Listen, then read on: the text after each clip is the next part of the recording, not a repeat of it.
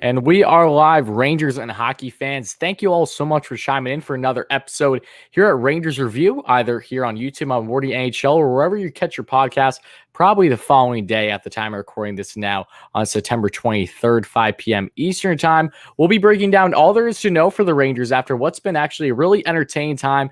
Now that we finally have gone out of that limbo of the offseason, we're actually getting set for the season. The preseason starts this weekend, but we'll be breaking down everything there is to know about how development camp has went, who were the key performers in both Steven's eyes and my eyes, and really breaking down the captaincy for the Rangers, as from Gerard Gallant may note. It looks like we are going to have one definitely by opening day. Not opening day, opening night for the Rangers. So we'll see who ends up getting that. We'll break down a little bit further and just some more things and exciting stuff about Steven actually being able to hit the States fairly soon.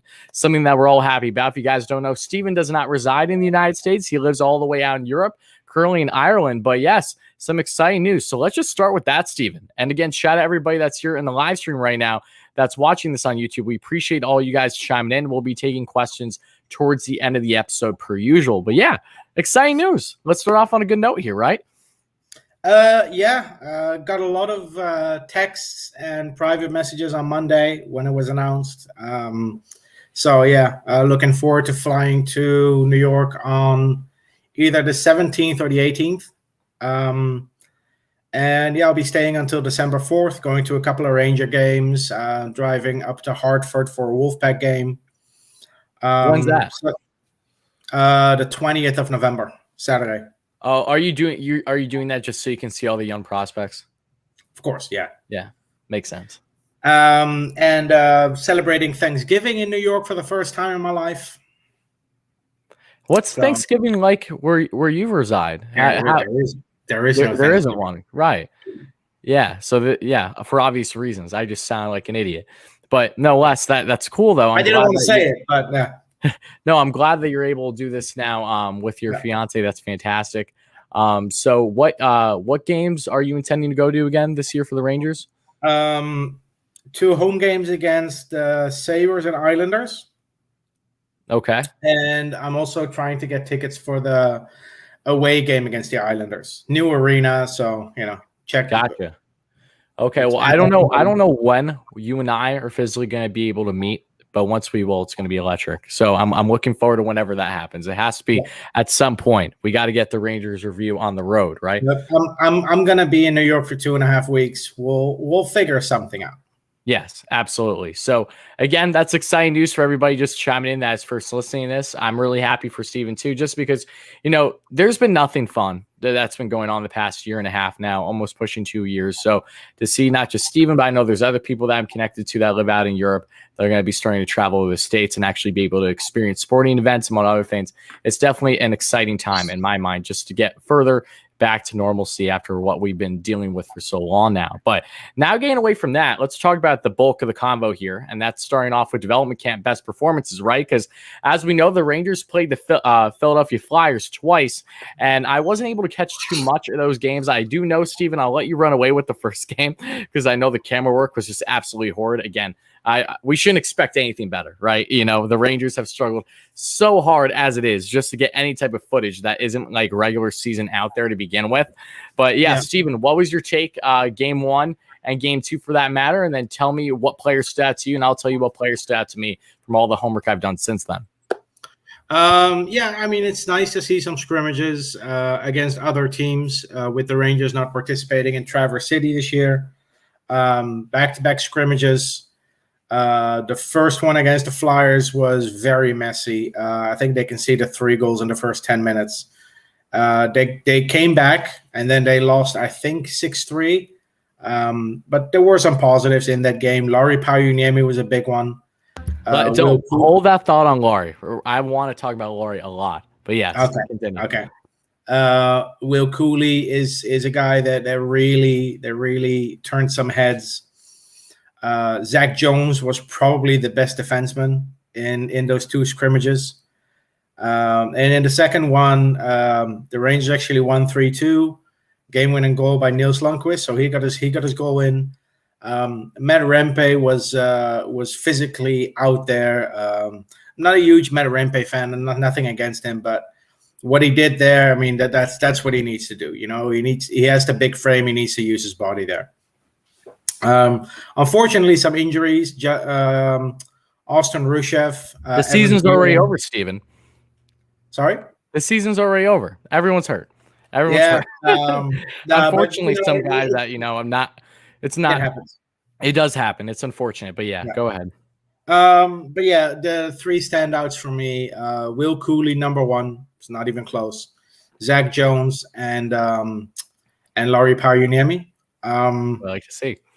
And I think the guys that I expected to do well were doing well. I didn't expect Morgan Barron to score like 6 goals in 2 games. He's NHL ready. For those players, for Morgan Barron, Niels Lundqvist, Braden Schneider, Matthew Robertson, Zach Jones, the games that really matter to them are the NHL preseason games, of which the first one starts on Sunday. Yeah, I'm glad you brought up Pariuniemi, because let's just expand on him. Because as you guys know from our last episode, we haven't recorded a little bit just because of our schedules, but I knew there was a lot coming up with these scrimmages. And as I told you, Laurie was the main guy that I've been looking forward to here in this development camp. Because again, his goal scoring ability that we've seen so far in Finland, I feel like gets a little overlooked just because of how deep the Rangers prospect pool has been for quite a while now. But here he is scoring some goals in these scrimmages. I'm loving to see it. His shot is definitely looking like something that could be incorporated in this Rangers lineup in the near future. Not necessarily this season, of course, but in the years going forward. I think after at least one full year in Hartford, we can see some promise. Zach Jones. Let's talk about Zach for a minute too. Yeah, he really looks like he commanded his own nice from everything that I saw. And would you say that Will Cooley was not just potentially the biggest standout, but also a big surprise? Because I know, like, Will Cooley, we understand his resume, we understand what he brings, the type of style that he is, as he's viewed himself trying to be Tom Wilson-esque, just without the whole Tom Wilson factor of who he is and the bad things he does. But he was there. It was obvious that he was making a difference every time he was on the ice. So would you like to expand a little bit more further on Will and just kind of the surprise? I was a little taken back in a positive way on how he performed. Yeah, Will Cooley is not a guy I expected to do this well, but I think what really helped him out was those 18 games he played in the AHL last season. I'm glad he brought that up. Yep. The OHL was canceled. There were no games at all in the OHL, so he spent significant time with the Hartford Wolfpack. And unfortunately, he's not AHL eligible this upcoming season because he's still too young. And the exemption the NHL and CHL agreed on, he missed out by 2 games. You have to play at least 20 games last season to be eligible if you are too young to be AHL eligible. Oh, of course. So he just missed 2, or else he'd be already in Hartford. If he turned 20 later this calendar year, like Braden Schneider, he would have been eligible to play for the Hartford Wolfpack. That's so stupid. Like, I get why they do it, but it's a rule that's been in place since the early 70s, I think. So for people who don't know, let me quickly explain the rule. Players drafted outside of the major junior league, so the WHL, OHL, and QMJHL, cannot play in the AHL, the American Hockey League, until they have either completed 4 full seasons in major juniors, or if they turn 20 before December 31st of that calendar year. So Braden Schneider is 19. He turns 20, I think, in October.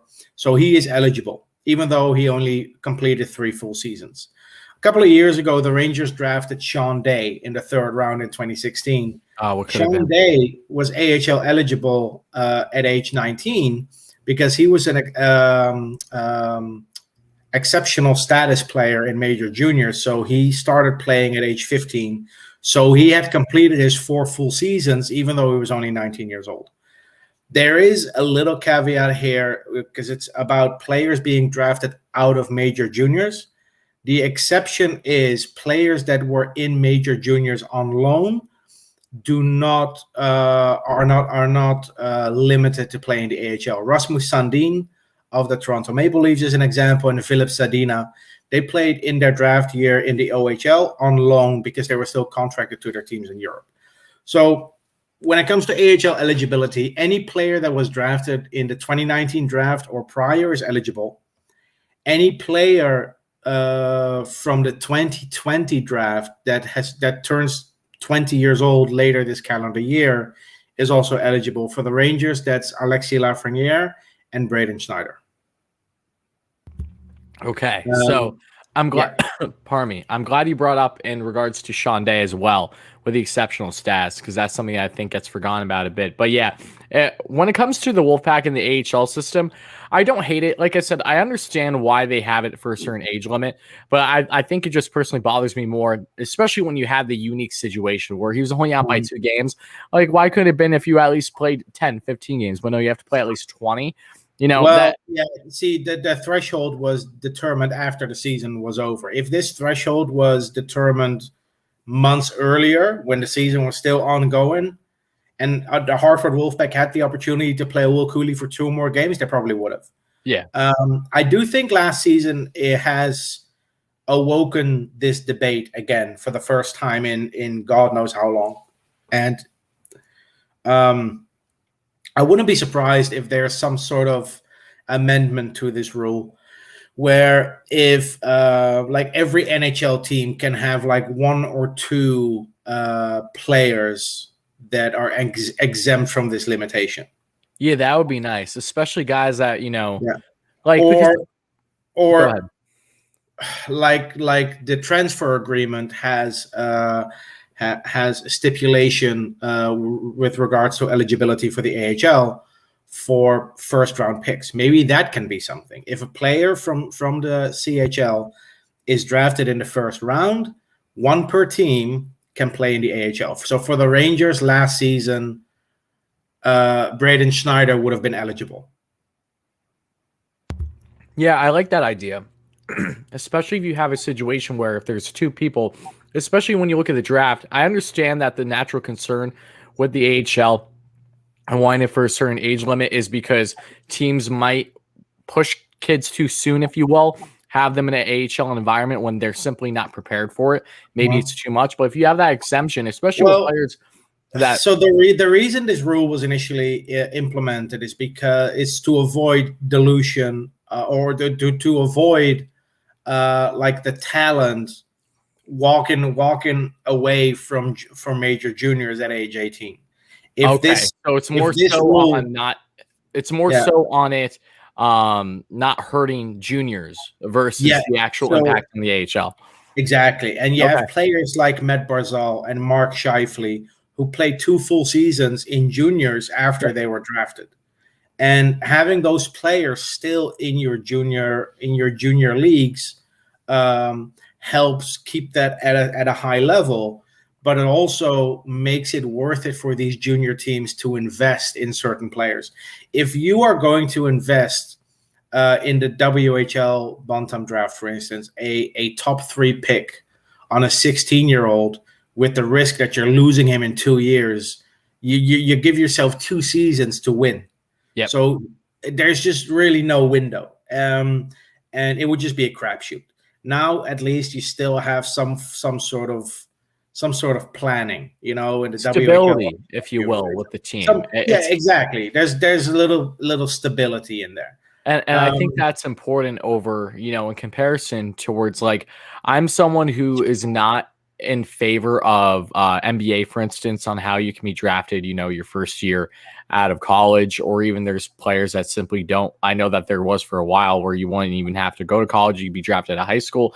I know that's the case with baseball, but baseball takes a while to develop. But, especially from that college standpoint, depending on what sport you're following, you could be invested in the team every year, but have a completely different roster configuration every year. Say they're a big name club for whatever sport, and then they all be drafted, especially basketball. Whereas you have juniors, that way you can actually have an investment and actually have some sort of commitment. Yeah. And that will also build up the following, in my mind, to a certain extent, of those young stars as well within that area, which will be beneficial to both sides.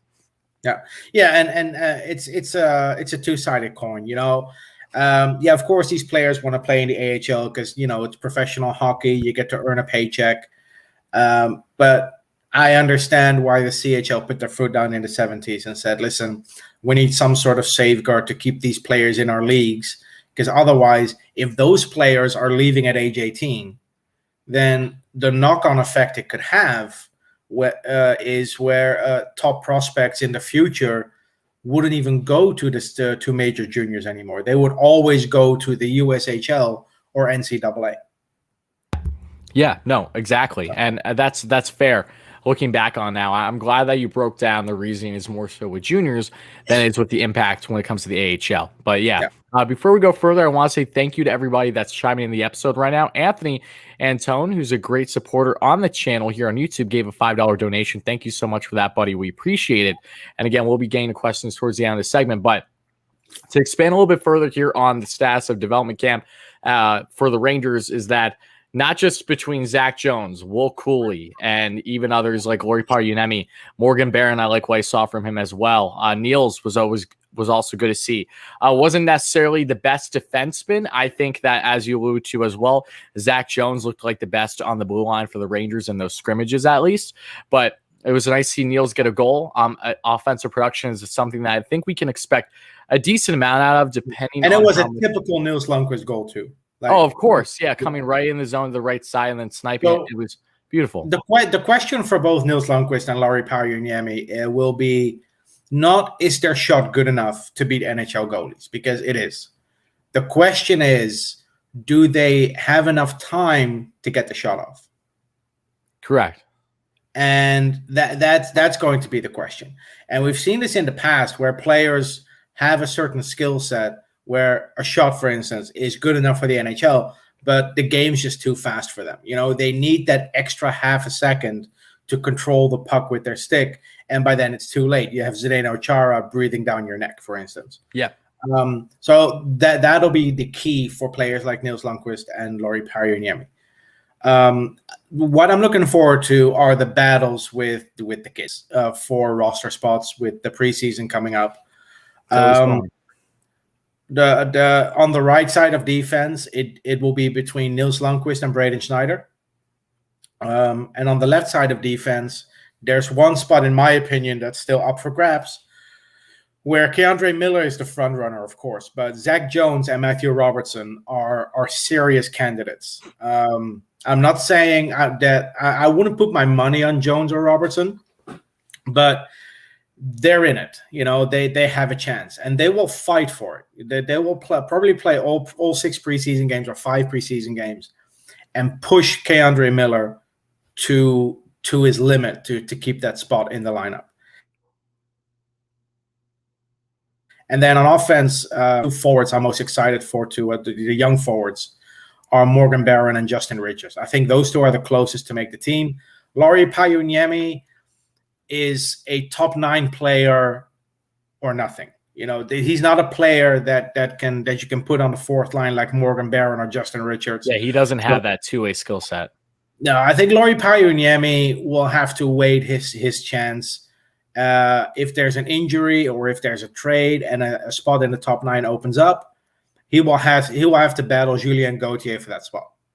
And that's okay, though. And I think what's important, too, about as we are entering preseason now and these battles, right, starting this weekend at the time we're recording this live right now, is that the defenseman is going to be so exciting, as you allude to. Keandre Miller, this is only, in my mind, going to help him. Because to have these guys, young, promising stars, really on his toes the entire time, he's going to make sure that there's a little room for error. Now, while I do think that Keandre is a lock to be in the top 6 of defense for the Rangers this season, especially after how he performed last year, it wasn't lights out, but it was definitely promising at plenty of points throughout the shortened season. Zach Jones, I mean, look, I've spoken glowingly about him. You've spoken glowingly about him. Matthew Robertson is one of those I think gets overlooked a lot too, just because of the amount of depth this team currently has defensively. But I think what'll be very curious too is not just how these battles come in once we get into preseason, but is Zach Jones or Matthew Robertson actually going to push the needle where Gallant is going to have the bigger question that he needs to answer than what we initially realized? Like that's something that I feel hard pressed to suggest is true. But again, what will also be important is whoever doesn't make this team, as much as I love Zach Jones and Matthew Robertson, I much prefer them to make sure that they're still playing in the AHL versus being scratched, healthy scratched.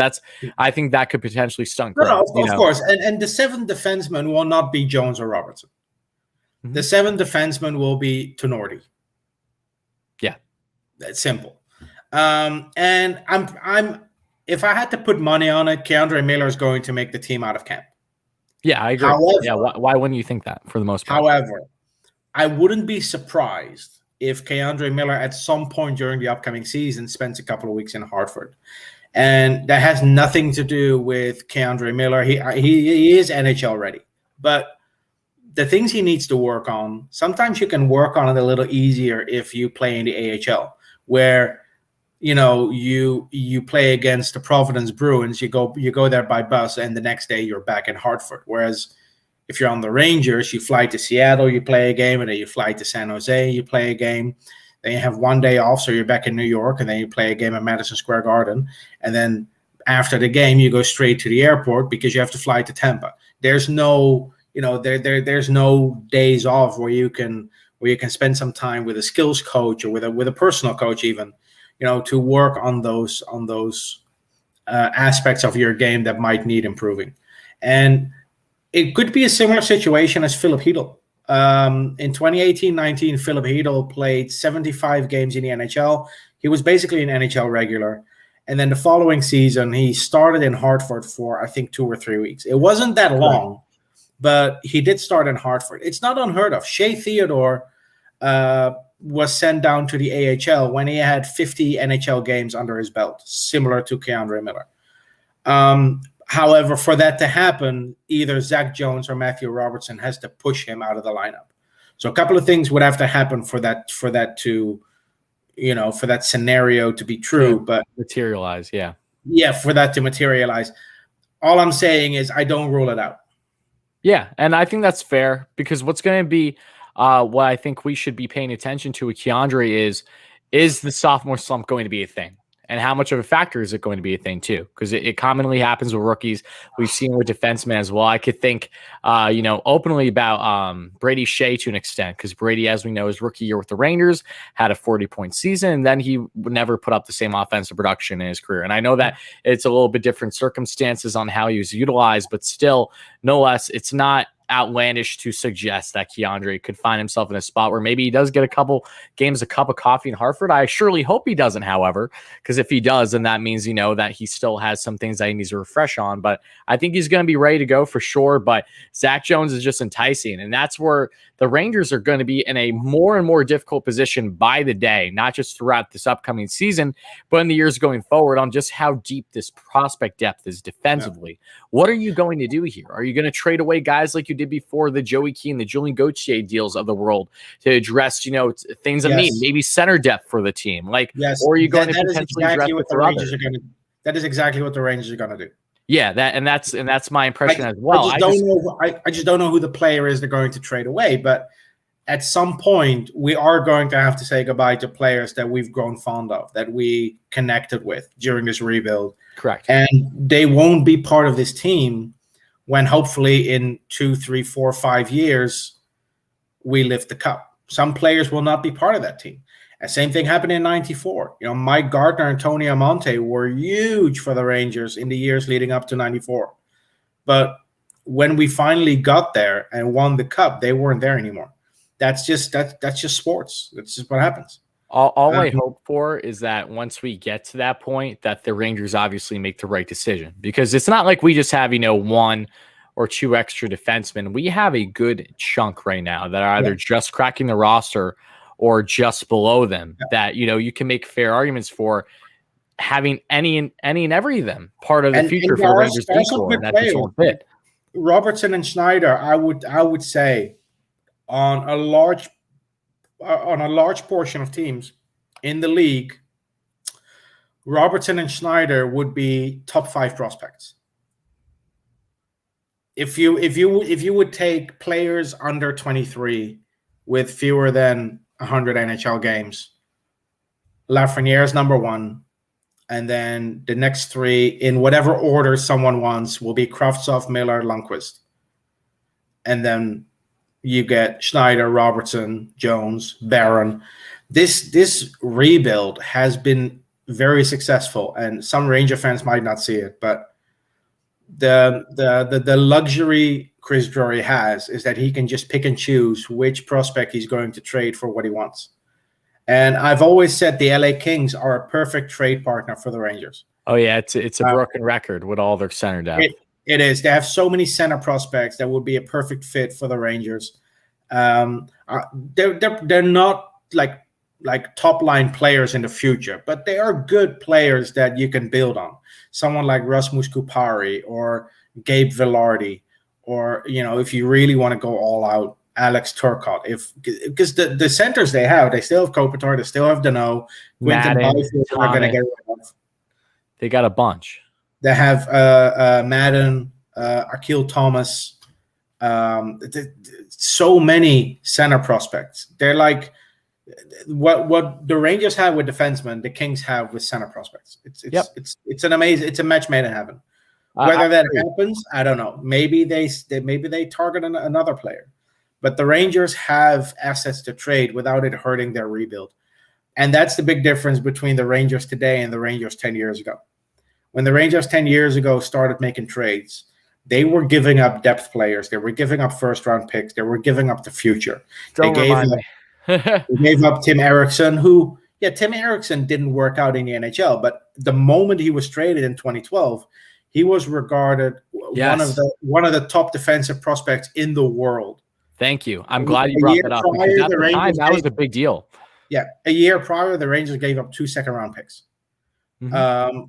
Tim Eriksson in 2012 was probably comparable to Nils Lundqvist, that kind of hype. And then Artem Anisimov, Brendan Dubinsky. They traded for St. Louis, but they gave up Ryan Callahan, so it didn't really do anything depth-wise. Mm-hmm. But first-round pick, second-round pick. And then in the Yandle trade, you give up a first-round pick, and you give up Anthony Duclair, who later becomes an all-star and has 20-goal seasons. Not the superstar player that the Washington Capitals gave up in Philip Forsberg for Martin Erat, which is probably the worst trade in the NHL in the last 10 years. Yes. But you give up Anthony Duclair, who is a player that the Rangers really could have used in those years after the Yandle trade. Yeah, I will say, though, not to get on a tangent, it felt just like Duclair didn't have a place to stay under Alain Vigneault's system, and that went down with the frustration of not being able to develop his because I really like Duclair. I was a big fan of his. I still am to this day. I'm glad they have stability in Florida now. But devil's advocate here. I don't necessarily think that Anthony would have thrived under AV. That's possible, but look, to circle back to my point, the Rangers have so many assets to trade that they can trade away 3 top prospects, and where it doesn't hurt them.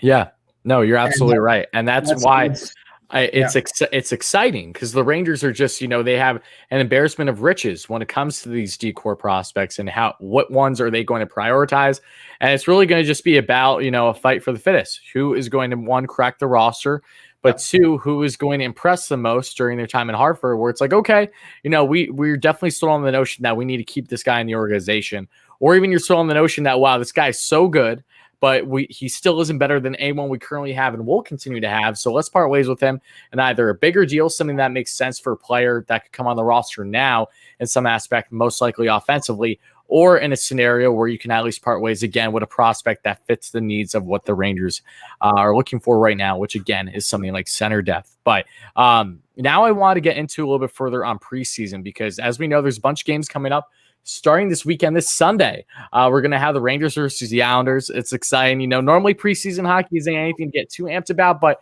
this year I'm going to stop you right there. The last 3 years, the preseason has been the perfect opportunity for Ranger fans to get familiar with the rebuild and with the prospects. I'm aware. I should have clarified. Normally, as in the sense of when you watch preseason hockey, like in general, I'm not referring to the rebuild years. Rebuild years, there's a difference, okay? But I'm saying the Rangers, we can still execute on this while the Rangers have a great prospect pool, because they're not going to have it forever. Let's be real here. As they continue to grow together, we're not going to continue to see these young, exciting, fresh names that we built off of really since 2017 now. Well, I'm not sure about that. I mean, the Boston Bruins have been contenders for over a decade. Correct. And during that decade where they were contenders, they added David Pastrnak, Charlie McAvoy, Brendan Carlo, Jake DeBrusk. If the Rangers keep drafting the way they are now, because it's not just the top picks, it's not just Lafreniere and Kakko. Oh, I'm aware. They got Miller and Lundqvist in the 20s. They got Barron, I think, in the 6th round. Those are exciting prospects. Zach Jones, a 3rd-round pick. Matthew Robertson, a second-round pick. Braden Schneider, 19th overall, yes, which is a pick you can end up with even if you're a playoff team and you're contending. Mm-hmm. If you make the playoffs and by some bad luck you are first-round exit, you pick in that 17 to 24 range. That's where the Bruins got Pastrnak. That's where the Capitals, when the Capitals were competing for years, in the last couple of picks of the first round, they really did well. They got players like Kuznetsov, Johansson, Burakovsky, McMichael. That's Connor McMichael recently. So there is still value to be had in the later part of the first round, and there will still be hopefully prospects that we can get excited about. Oh, we drafted Chris Kreider 19th overall, and that's. If we can draft a player that will have the career of Chris Kreider, if we have a pick around 19th or 20th overall, I'll take that and run. Because for all the criticism Kreider gets, he's had a damn good career for a player drafted 19th. Oh, especially to be more so in the latter half of the first. You're absolutely right. Yeah. But I think, though, there was a misunderstanding. I think you took it too literal, because my point is that we've had great prospects. We don't necessarily know how long that's going to continue. So while you definitely could be right, having top picks in the draft past couple of years like we did, still having good picks in the first round and beyond, that like we've been fortunate to have the prospect pool that we have at this point. And this year will again be another showcase of just that. And more than anything, it'll be exciting because, as you alluded to already, we had these battles for guys that after multiple years of developing within the organization, either in parts of Europe or in juniors, are now with the team and they're ready to make a splash either in Hartford or potentially on the Rangers roster, even if they just missed the cut. But we have the first game again against the Islanders. Then we have more games Tuesday, the following Tuesday against Boston, then the Devils, Bruins again, Devils, Islanders, and now I'll do it. There's only 6 preseason games, I believe, before the season starts on October 13th. So, Steven, question you, going into preseason right now, I know we've discussed the battles. I know what we're excited about. What are you expecting from the veterans? What are you hoping to look for from Gerard Gallant? Because if you haven't seen Array, Vince McCurgliano, if you guys don't know, absolutely fantastic job on the beat for the Rangers, did tweet out earlier today the lineup configurations that we've seen at this point. And he said, well, take it with a major grain of salt. And I understand that people are already starting to overreact because, of course, that's just how us Ranger fans go about things. Here was the lineups today. Let me know what your stances are on them as well when it comes to these veterans. Kreider on the first line with Banjad and Lafreniere playing right wing. Then we have Panarin, Strome, and Kakko. Second line, that rounds out your top 6. Gaudreau, Hedel, Kravtsov, top 9. And then your final line is going to be Blaze, Rooney, and Reeves. Defense is Lindgren and Fox, Mr. Norris, Miller and Trouba, Nemeth and Niels. Defense, that's exactly what I'm expecting once the first game of the season begins. Offensively, however, no Morgan Barron, no Julien Gauthier. Reeves is someone that I personally hope to see more so in certain matchups versus every game for obvious reasons. So what's your take on this? What do you like about it? What do you maybe not like about it? And again, what are you hoping to see from these veterans of the Rangers heading into the preseason? If this is the lineup on opening night, it is a cautious approach by Gerard Gallant, and I cannot blame him. Going with Kreider in the top 6, moving Lafreniere to the right, and pushing Kravtsov to the third line, it can work. You have Gaudreau on that line with Hedel and Kravtsov. I don't hate it. And by trading away Buchnevich, this is the void that they created.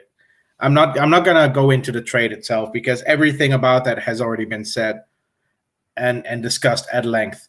But you're trading away Buchnevich, who was at worst a 50-point player the last couple of years. Fantastic two-way player. Over 82 games, yeah.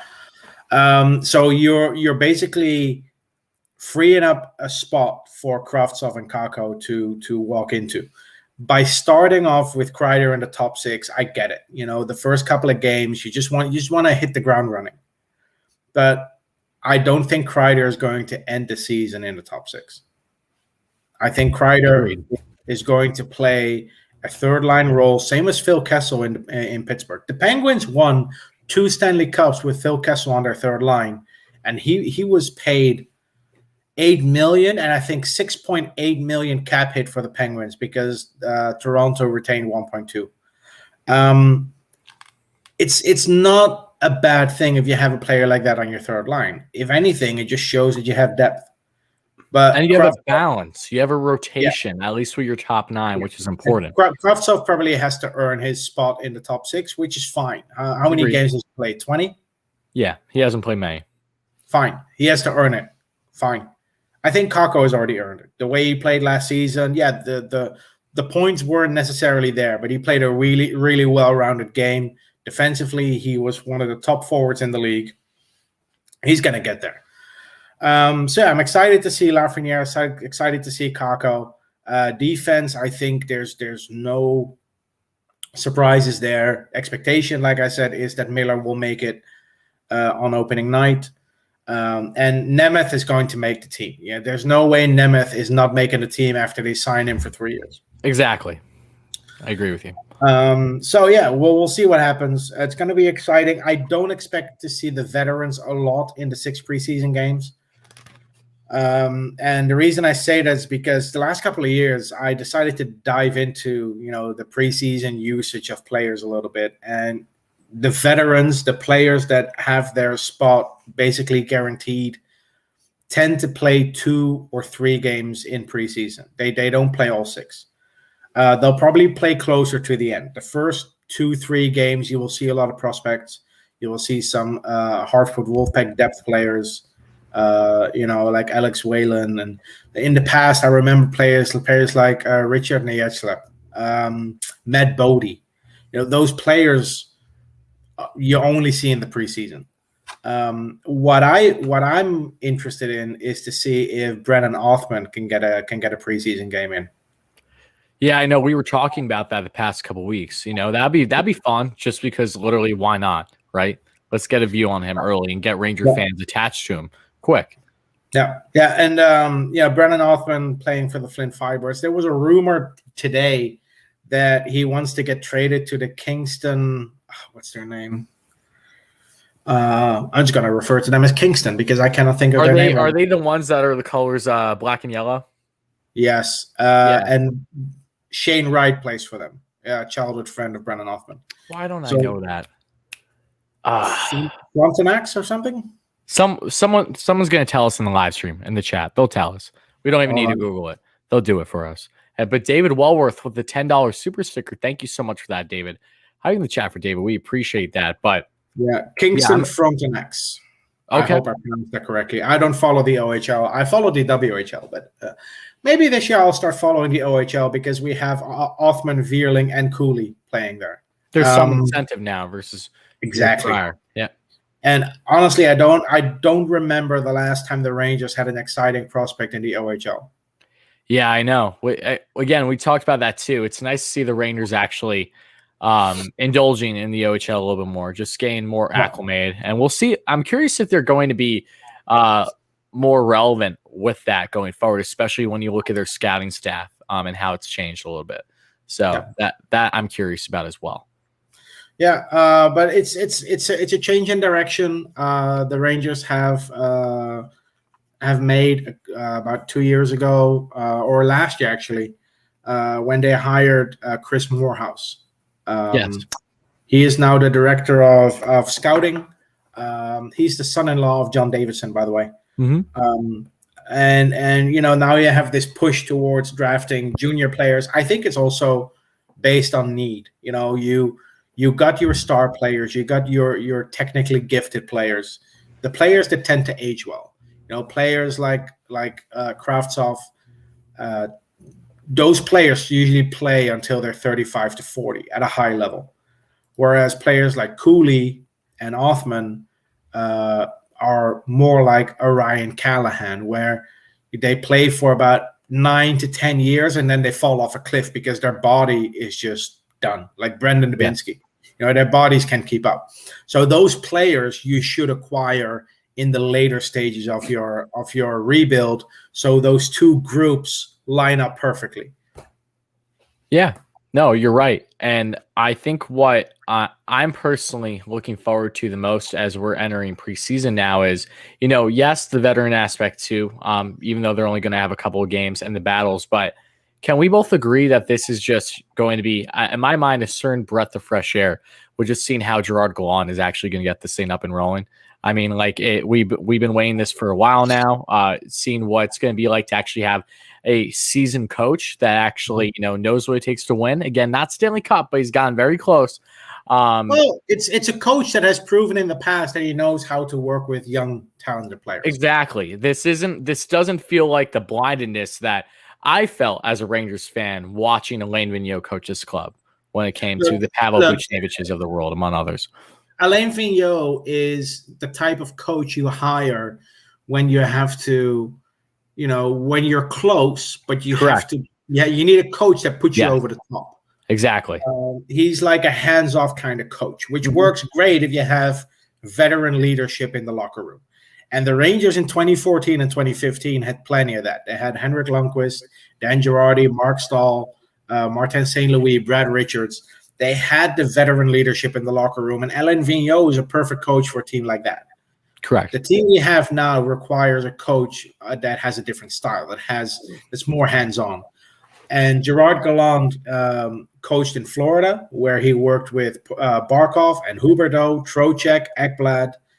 Of course, he was the inaugural head coach for the Vegas Golden Knights and took them all the way to the Stanley Cup final in their first season. And look what he did. And look at what he did with a lot of those youngsters. Like some of them had career years to this point. Like William Karlsson, for example. William Karlsson, but other young players that really learned. They really learned a lot of the important stuff under Gerard Gallant, like Alex Tuck and Shea Theodore is part of that team now, who, in my opinion, is one of the best defensemen in the league, by the way. Still underrated. Still so underrated somehow. He is underrated, yes.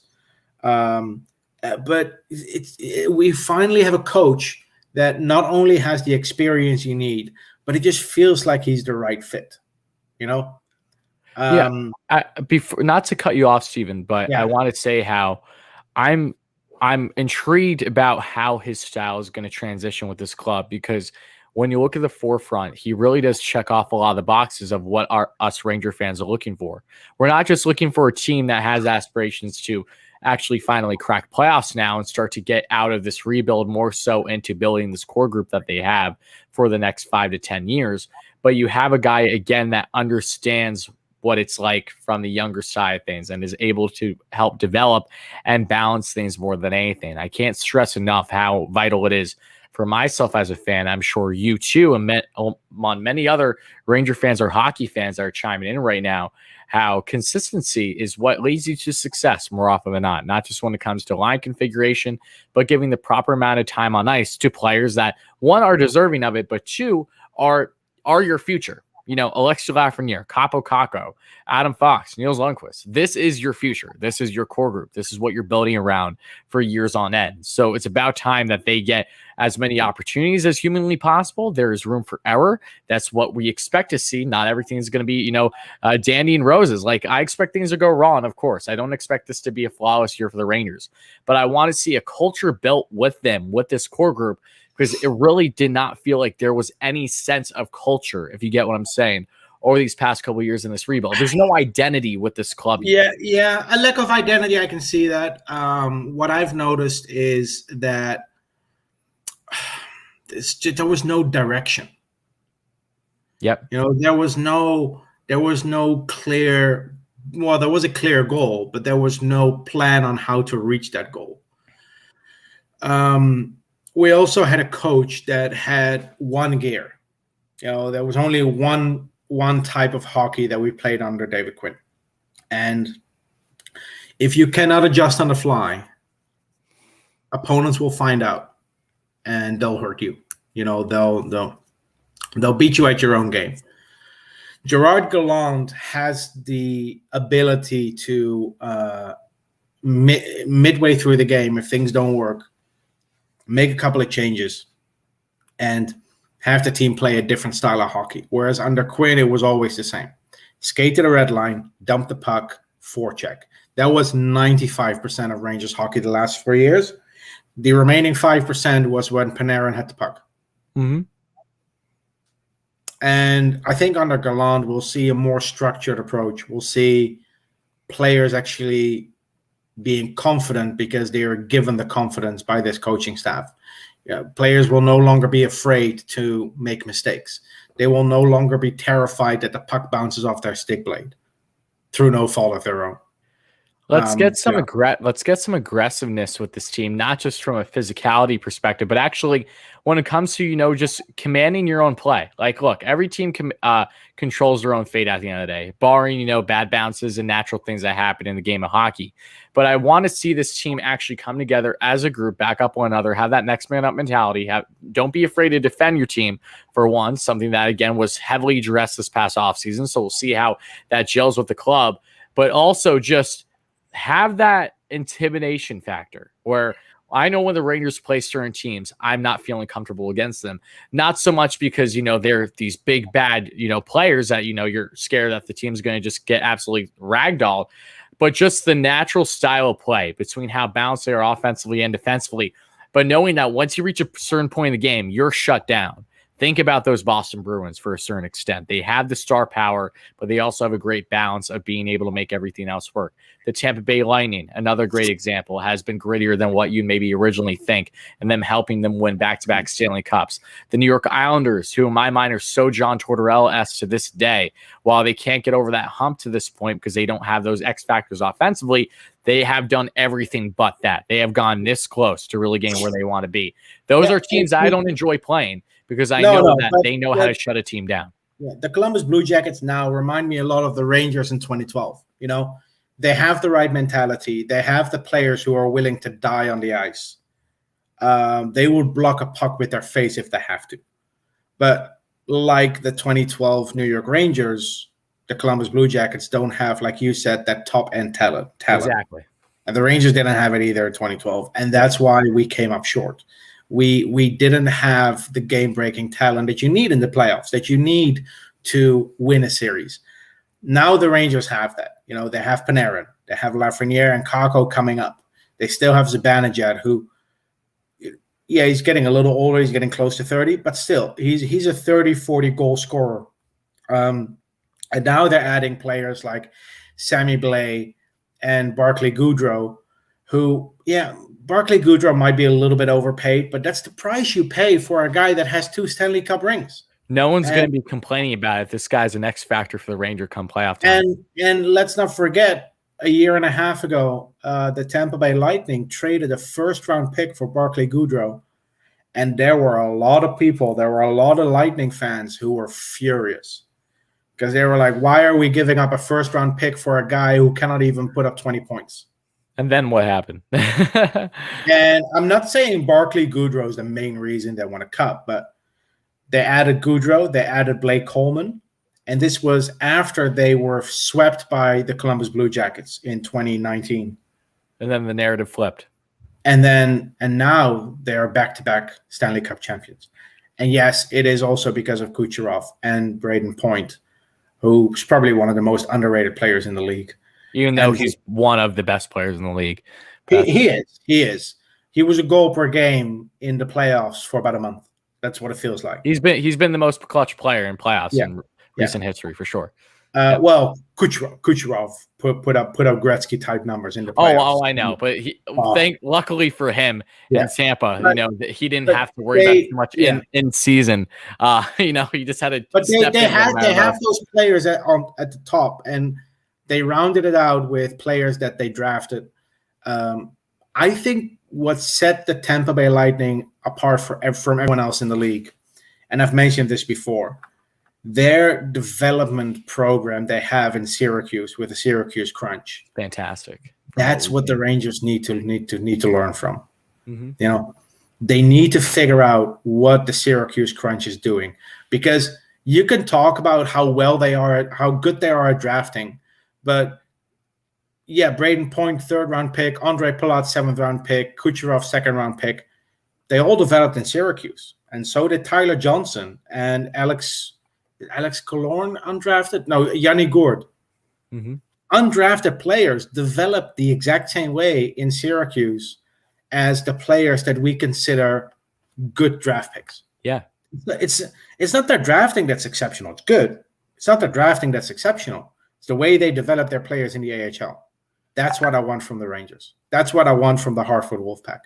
I want to have an environment where players are comfortable, where they develop into something useful for the Rangers. Before Philip Hedl, who was the last forward that actually developed in Hartford? Anisimov? Maybe. How long was Zook in Hartford? Well, Zuccarello went back and forth, but yeah, he didn't really improve in Hartford. He was just, because when he came over in 2010, he was already an effective player in the NHL. In the few games he was given the opportunity. You know, there really isn't a specific Ranger I'm thinking of that like has had a decent to substantial impact in a while. But I'm talking about a player that played in Hartford and that actually lit up the league, that actually put up amazing numbers and really improved.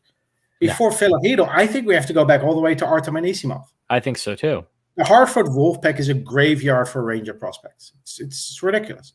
The narrative is changing though, which is great to see. It's 100% changing. A couple of years ago, Chris Drury took over. Ken Jernander is out, so that's a big deal. So hopefully things will change now, and hopefully they can put a system in place. They can put an environment in place where we can actually help these kids grow into the players we need them to be. Yeah, no, you're exactly right, and it's going to be interesting to see how the Wolfpack continues to develop this year, which is going to be a massive development year for them, might I add. Again, with these battles with the guys that are not going to be making the Rangers, having their first year of actual North American hockey in the AHL, that's going to be big and it's exciting. I enjoy going to Wolfpack games. I don't reside far whatsoever from the Phantoms for the Flyers, so I definitely like to catch every time the Wolfpack go up against them, but actually see. Go ahead. Sorry. By the way, the Lehigh Valley Phantoms have the best quality video, the best camera quality in the AHL. Oh, it's nice. I've watched it before. It's good, right? Oh, yeah. It's like the what is it? Through Service Electric? I'm forgetting. Like full HD, like proper coverage. It's like you're watching an NHL game. Yeah. Yeah. No, they do a good job. For sure, yeah. But yeah, I enjoy. The thing you said, it's true. The Rangers need the Hartford Wolfpack to be for them what the Syracuse Crunch is for the Tampa Bay Lightning. Mm-hmm. Yeah, and that's I think what we're going to continue to get here over these next couple of years, which I know I'm enticed by, just knowing that these guys are actually in a spot to succeed. One. But two, a lot of them are together. So part of the Rangers core group that's currently building that will continue to. Relationships are already being had here. What I think is going to benefit everyone. Like we very well could be seeing a D pair for the Wolfpack this year. That very well could be a D pair for the Rangers. It's not outlandish to suggest that, or these next couple of years, depending on how they go about their defensive pair configurations. But with that being said, I know you're excited for the preseason. I am too. And as we're kind of wrapping up things now here, before we get into Q&A, I did want to talk about, and specifically one player that very well could find himself landing on the Rangers one day. The one that I was happy once the Rangers drafted him. They called him, nicknamed Buzzsaw from High-Lookton Juniors. Let's talk quickly about Brett Berard. As we know, he was drafted by the Rangers last year. And I know you just did an interview with him that we can expect in article form at some point. And if you guys don't know, Steven does plenty of prospect interviews. We'll probably begin some type of form on the channel eventually. But for now, we're definitely going to be supporting Steven through Forever Blue Shirts, where he gets those articles posted. And he's always talking about it on his Twitter. Check him out. Statboy _Steven. So Steven, how did the interview go today? And any kind of sneak peeks you could give us? Any little fun notes to be had before you actually get this piece out? Brett Berard has had an interesting 12 months since I last spoke to him. He won gold at the World Juniors, played with Hunter Skinner. He had his freshman year in college, which was a little bit of a weird one, like it was for everyone else. No fans in the stands. Yeah, you could hear a pin drop. Games being canceled last minute. They had a couple of games against UConn, University of Connecticut, and he was telling me we get to the rink, we get dressed, we go out for warm-ups, and during warm-ups they inform us that the game's canceled because there was a positive case on the other team. So it was such a weird season. But he's really looking forward to his second year in college with the Providence Friars. He has worked out in the offseason with a couple of very interesting names. Matt Beniers, second overall pick for the Seattle Kraken. Alex Newhook, who was drafted by the Avalanche. Matt Boldy. Love Newhook. Who was a Minnesota Wild prospect. So they're all from the Boston area. So they work out together over the summer. So it's interesting to hear how players spent their off season, how they prepare for the next season. And for Brett Berard, there's another link to the Hartford Wolfpack. Ryan Martin, who was hired to be the assistant coach or general manager. Is it assistant? Why am I thinking he's assistant? I know. Quickly check this. I know he was hired because I remember. Make a fool of myself. I know he was hired. I just want to make sure I get the title right. So he's a general manager for the Hartford Wolfpack now. Correct. He was a scout for the Team USA under-20. Oh, there you go. Brad Berard had extensive talks with him when he was on their summer showcase team, when he was on their training camp preparing for the World Juniors. So when he makes it to Hartford, and I think he will in the next 2 years, we were talking about how there's already some familiar faces for him. So that's nice. And the other thing that was interesting was that he looks forward to playing with his brother, Brady Berard, next year. Brady Berard is draft eligible in the summer, and he committed to Providence as well. Oh, that's awesome. And that situation is similar to another Rangers prospect in college, Riley Hughes. I don't know if anyone remembers him. Yes, I do. He got a little hyped up originally. I was hearing a lot of positive things about him when the Rangers first. The Rangers in 2018 they traded a 7th round pick in 2019 for a 7th round pick in 2018, solely to pick this guy. Riley Hughes is a player that actually played with Alex Newhook in the BCHL up in British Columbia. Mm-hmm. But his younger brother is named Jack Hughes, not the New Jersey Devils Jack Hughes, but born in 2003, Jack Hughes. And he committed to Northeastern, so they will be playing together, two brothers, this season. That's awesome. Mm-hmm. So it's interesting to hear, the differences and how Brett Berard is looking forward to his first full season. And it got me thinking. I didn't really think about it before, and I didn't realize it. But this upcoming season is going to be the first full season in the NHL for Adam Fox and Ryan Lindgren. I know. Look, it's still. And Capo Caco. They're gonna have their first full season after still just babies. Like honestly, it's crazy knowing that. Foxy, this is just year 3 for the man. And even you can combine the past 2 seasons, and that's one full one for the most part. The first season was 70 games, the second season 56. So we're finally getting to see what these guys can do over the course of a full season. And the same is true in college for these kids. They get to play against teams from other conferences, which wasn't the case last year. But most interesting thing that Berard told me was what he's been working on, on his physicality. He gained 10 pounds. And I asked him about his skating. Has it changed or did it slow you down at all? But funny enough, it actually made him, according to his teammates, it made him even faster. So it's good weight he's adding on, more strength, right? Yeah, it's good core strength that he's adding on, good weight. And if people remember Brad Berard from the World Juniors last year, He was the catalyst of that team. He was the motor on the third line, and that's not going to change. That's only going to get better. So Brett Berard is a very interesting prospect. So remember that name. You're going to hear a lot about him in a few years. Yeah, I'm looking forward to hearing more on that once you come out with your article. So again, guys, make sure to check it out. Steven will be updating us all on his prospect pieces that he comes out with on normally a weekly basis for sure through Forever Blue Shirts. But before we go further, again, thank you all so much, everybody that's chiming in for this episode 32 of Rangers Review. And then a couple donations here, however. Brody, thank you so much. He's been a great supporter on the channel for a while now. Hope you've had a great summer. Thank you so much. Same to you, my friend. Just want to thank you and Steven for the great commentary in the offseason. And let's go Rangers. Thank you kindly. That means a lot. Steve and I both really appreciate that. Yeah, it's not always easy to think of content to talk about during the offseason, especially the month of August. Yeah, the month of August is where hockey goes to die.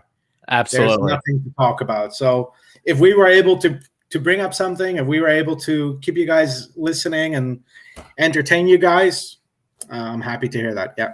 Same here. And Anthony, again, with another $5 donation. We appreciate that, buddy. Again, we appreciate you all. And now to kind of give back here, if you're watching this on the live stream right now it's time for open Q&A, guys, for the next 10 to 15 minutes of being live. So if you have any questions, comments, or concerns about the Rangers as we're heading now into preseason, if you have any questions about the prospects right now, the players, lineup configuration, anything you want to talk about, we will gladly answer those. So again, we appreciate all you guys for being here. It does mean a lot. But before we go further, Steven, question to you now.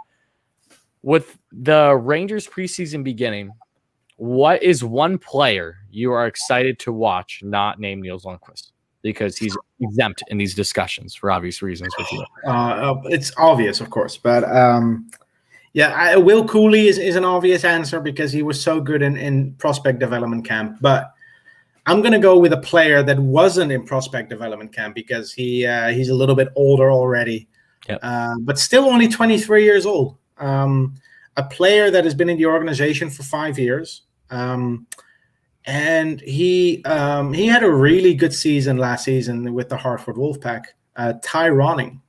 Yes, that's what I like to hear, Steven. Thank you. Yeah. Shout out to Ty.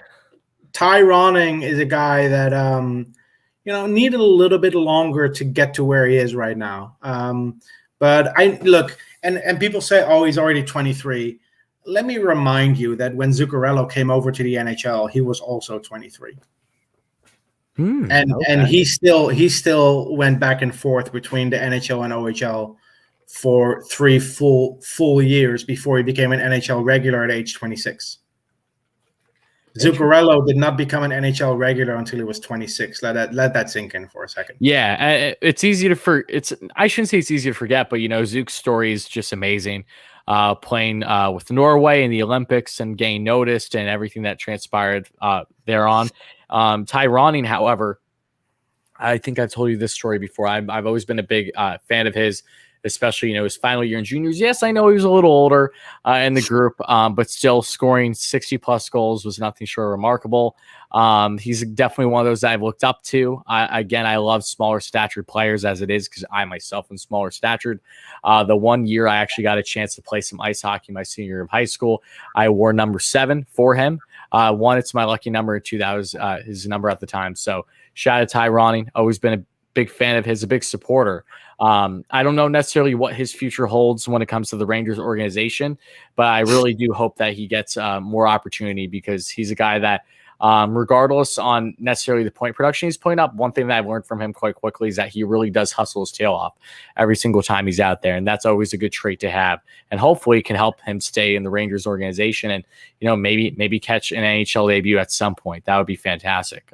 For me, at least, going now into preseason, there's a lot of guys that I told you I'm excited about, but I'm not going to pick Lauri Pajuniemi like I did just for development camp because I already did that, and he's definitely enticed me quite a bit. And there's one player that I'm looking forward to right now. Forward or defenseman? Forward or defenseman? I feel like it's so easy to go with defenseman. No, the player you're thinking of, is he a forward or a defenseman? That's what I'm trying. That's what I'm thinking of right now. Okay. I feel like there's so many to choose from defensively.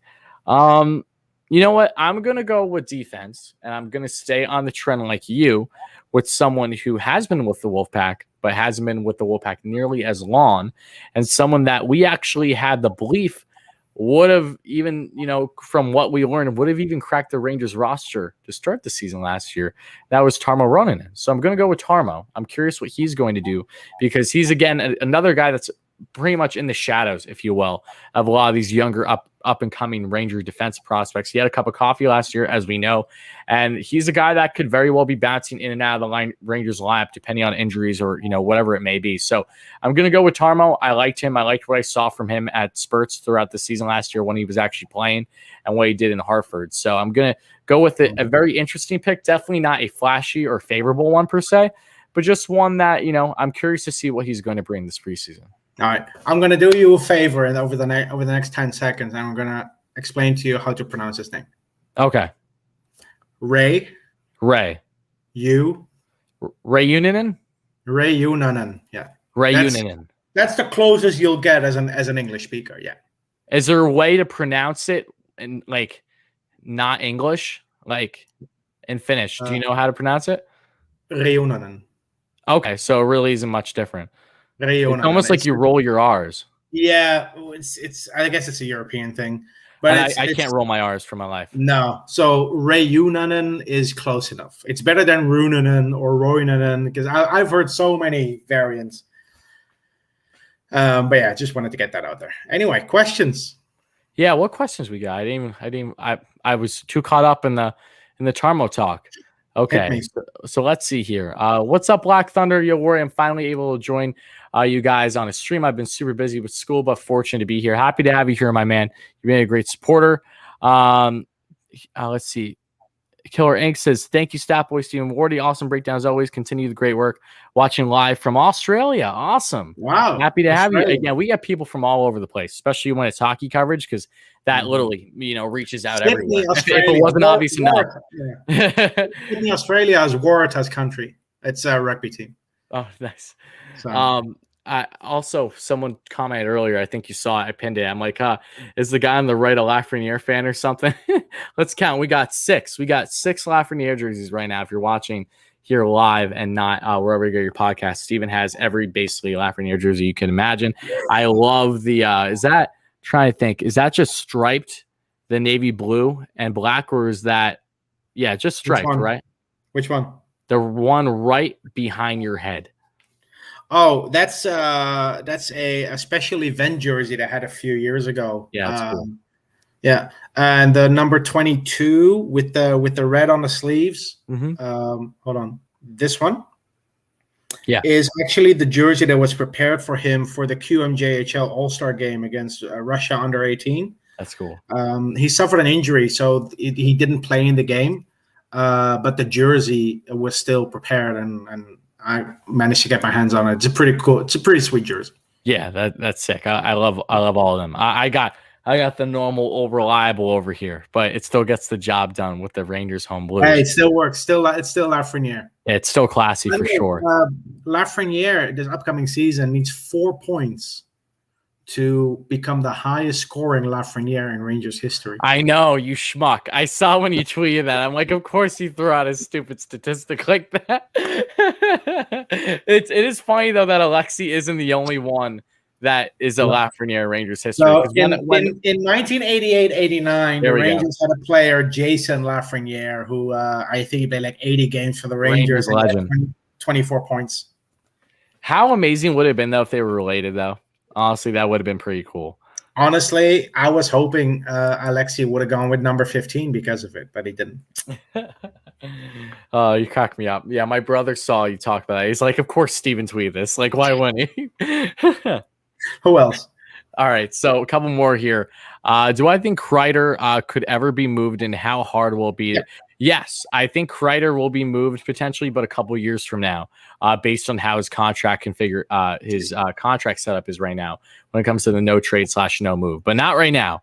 Not right now. In a couple of years. I think the earliest he can be moved is 2022. Yeah, so it's still at least another season away. In my opinion, it's going to be the Dallas Stars in 2022 or the Vegas Golden Knights in 2023. because he is the perfect replacement for either Joe Pavelski or Max Pacioretty on those teams. Yeah. No, you're not wrong. And Kreider ideally would go to a team that's still contending, you would assume. And they both play in a state where there's no state income tax. So that's for the signing bonuses. That's huge. Oh, okay. I was like, I don't know how much stock that's in for Kreider, but that's a fair point. Okay. Yep. Alex here with Niels or Zach making opening night roster. Yes. I think we can agree that. No, you have to choose one. You cannot just say yes. Niels or Zach. No. Let me talk, Steven. I think that it's going to be Niels as a lock. I don't think Niels doesn't crack this roster unless he somehow, some way drastically underperforms, and that Zach just absolutely excels, where they're like night and day. Niels is expected to be on that third pair with Patrick Nemeth, and I feel confident saying that the Rangers did not have Niels this year yet. Patrick Nemeth would not be a New York Ranger because of that Swedish connection that they have with another, just to help with transition a little bit. So what would your take be here? Niels, I would say 95% chance he makes the team, unless he has an injury or unless Braden Schneider scores 15 goals in 6 preseason games. I think Braden Schneider is going to play in the NHL this season. I just don't think it's going to be an opening night. And the same goes for Zach Jones. I think Zach Jones is going to play in the NHL this season, but it won't be opening night. I think. You think Schneider is going to actually get a game this year? Sorry? You think Schneider is going to get a game this year? Yeah, of course. There's injuries, there's stuff going on all the time. That's fair. But you put him ahead about among other guys that are currently either 7th defenseman or even ones in the AHL, like Tarmo, for instance. You'd go that far? Yeah. If I have to rank our defensemen, I'm going to do this off the top of my head, so don't get mad if I'm going to get mad. Go ahead. Number 1, Adam Norris. Because did you see he has a Norris nameplate? Yes, that was pretty funny. I love that. Amazing. Like the balls to do that. That's amazing. Adam Norris, number 1. Jacob Trouba, number 2. Ryan Lindgren, number 3. And then it's between Lundqvist and Miller. I think I always have Lundqvist ahead of Miller because I think he's a slightly better player overall. So that's, so that's 5. And then Patrick Nemeth, who's a starter. And then after that, it gets interesting. The order I have them in is Braden Schneider, Zach Jones, Matthew Robertson, Tarmo Rionen, Hunter Skinner, Jared Tenorti, Anthony Bitetto, Libor Hayek, Mason Gibson. I think Libor Hayek will not play a game in the NHL for the Rangers this season. He should. There's no way. There's no way. Unless we lose 7 defensemen, there's no way he cracks the NHL lineup. I agree with you. And I think that's the best direction for the Rangers personally. If they're going to, in a God forbid scenario where there are injuries that arise where, it's substantial defensively, I know that naturally from a coach's instinct as well, you're going to want to favor the veterans.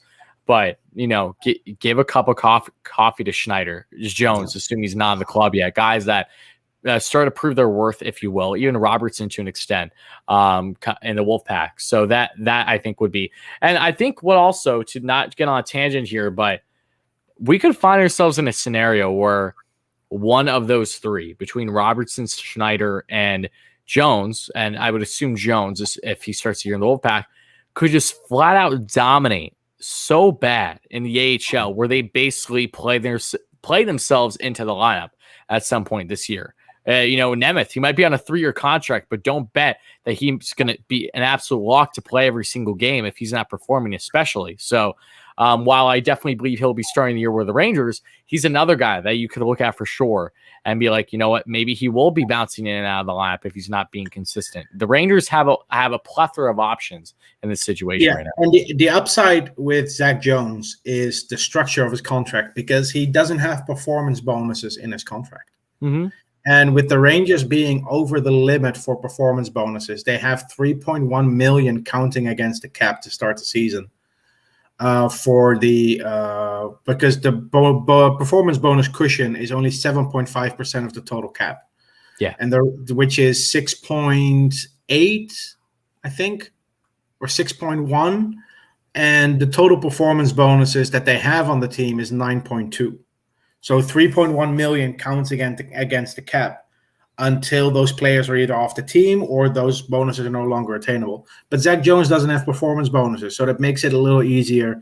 If you want to play with the salary cap a little and you send down Morgan Barron, and Morgan Barron is a forward, you want to send down Nils Lundqvist or Keandre Miller, their performance bonuses go away and you replace them with Zach Jones. That could play a factor near the end of the season.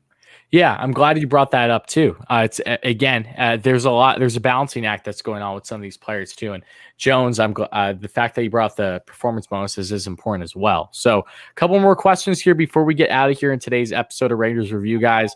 There's a couple comments I want to get here. What about here? Hold on one second.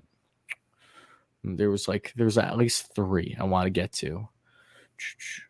What line mates make Kakko most thrive? It's hard to answer that. I just think that as long as he's in the top 6 in a nutshell, I think he'll thrive for sure. Could he potentially do better with Zibanejad per se than a Strome? Knowing that Panarin's on the left side, maybe. Again, we're going to find out this year. I think that's what's almost most important. I think we're going to see Kakko balance on both lines. I think the question is which line in the top 6 benefits the most from Kakko's two-way play? I would, from two-way, assuming that with the assumption that Kreider starts the year again, first line, left side, I'm going to go with Panarin. And the reason why I say that is that line has been able to thrive so much with the former Swiss Army knife and Jesper Vast. They were able to really gel well while having a good balance of Panarin, who's the point getter, but it's obviously still passing first, even though he can shoot the puck like crazy. Ryan Strome, who's actually more of a goal scorer than what the eye will originally tell you. He can play himself in front of the net or make something happen offensively to really balance things. But then Kakko is the one that could really grind things out along the boards, but also have a good offensive impact. And again, cross-crease passes from Panarin, who's one of the best in all of hockey when it comes to that, could set up Kakko easily for a 1T in that right dot. So I'd probably go the Breadman and Strome line. But again, I think he'd have plenty of success on both. Yeah, either way, Kakko is going to be in the top 6. I think the Panarin line is the best fit for him. Agreed. Okay, couple more here. What's the story with Georgiev? I heard he wanted to be traded. Yeah, that's been buried since then. I think that his agent came out or someone along those lines saying, no, that's just done with. So whatever original aspirations there were to be traded, that's in a stalemate right now. Yeah. The Rangers are going to go into the year with Georgiev as their number 2. And hopefully for his sake, he has a good bounce back year. And hopefully having Keith Kincaid in the thick of things might, put a little bit more fire under Georgiev too. Again, look, he had stuff that happened that was, out of hockey as well last year. So him not being consistent during the season too. A lot of things went wrong for Georgiev last year. I hope for the best that he can just mentally get to where he needs to be, hoping that he's already there and that this can be a tandem like we've seen from not this past season, but the year before that. I think he's going to get traded next summer because you cannot afford a backup goalie making more than $2 million when you have Kakko and Fox and other players to and with the word coming out that they're going to sign Zibanejad to an extension, they need every penny they can get out of the salary cap. Yeah. So. Yeah, I agree. I think they're just hoping Tyler Wall can make that next step to become a backup goalie in the NHL. I think he's going to get there for sure. At least for the time being, once that arrives with Yuriev's departure, assumed departure, no less. But all right, folks, that's going to do it for questions for this episode, and we're going to leave you with one final segment, just because, as we announced earlier and didn't really touch on too much, because we talked about it in previous episodes, and you guys went away with it in the chat and the comments. A captain will be announced soon. So, according to Gerard Gallant, I think it was today or yesterday, over this past day, no less. He said, if I was a betting man, I would definitely say that there will be a captain by the start of the season. So that's all you need to know in regards to captaincy. I believe it's going to be Chris Kreider. I'm going to stand by that until I'm proven otherwise. Steven, you think it's going to be Kreider, right? I think it's going to be Kreider with the second candidate being Jacob Trouba. Okay. So do you think it will be Kreider for the C, and Trouba will have one of the alternates, and who will have the second alternate? Zibanejad. Okay. Yeah. I He think already has one.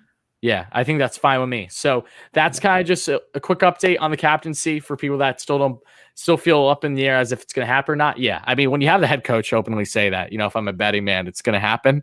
I'm pretty confident we're going to get a captain. Before we go, quick, the Rangers announced something about Rod Gilbert today. Yes, they did. Thank you for bringing that up, Steven. Yes, the Rangers are going to be paying homage to Rod Gilbert, Mr. Ranger, for the entirety of the season. So I'm assuming they'll be having a patch probably of his number or a sticker on their helmet. Maybe no, it'll be a patch. It'll be a patch on the jersey. Perfect. They'll have special warm-up jerseys on opening night. The design that they had in the 60s and the 70s.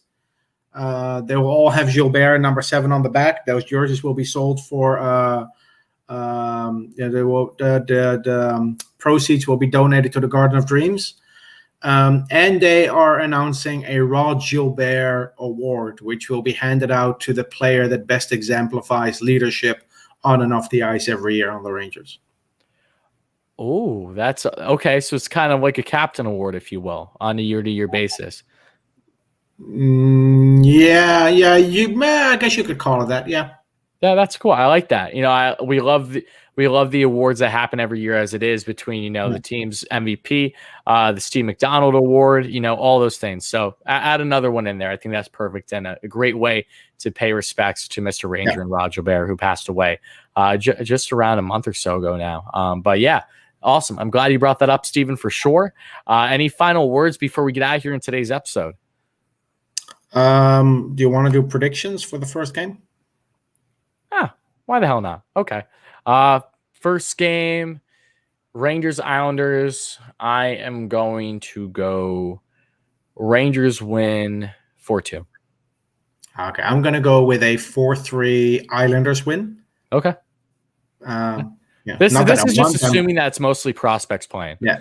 So, not that I want them to lose to the Islanders, but this is a preseason. I can live with. The preseason is really difficult to predict because how many prospects are you putting in your lineup? How many prospects is the other team going to put in their lineup? Are they going to put Parise in the lineup because they want to see what he can do? It's I just want to see a lot of goals and I want to see the kids do well. Yeah, as long as the kids do well and we see a lot of goals, then I think we'll be satisfied either way. So. Great stuff there from Steven and great stuff from everyone that chimed in this episode of Rangers Review. Number 32 already, with plenty more coming and leading into the season and so much more. So again, thank you all so much for watching, listening, wherever you get your podcast, folks. We'll be back again probably sometime next week after at least a couple preseason games were in place, and we'll see how the Rangers were doing at that point. But until then, talk to you guys soon. And Steven, let's go Rangers.